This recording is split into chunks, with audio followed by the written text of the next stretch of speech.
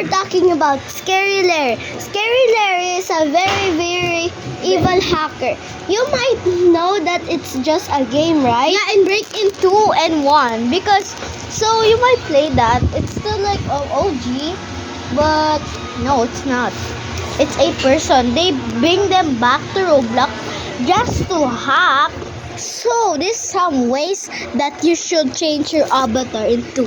You should change your avatar into a noob or bacon.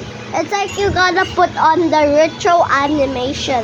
Do not put anything. Wait lang. don't put anything. Do not put anything that costs Robux into your skin. I mean into your avatar. Cause if you do that, you're gonna get hacked and you might even get banned. And you may not play Roblox forever. Because Scary Larry will change your password and you won't know what's the password. So that's all, guys. Bye-bye. Merry Christmas also. Merry Christmas! Bye.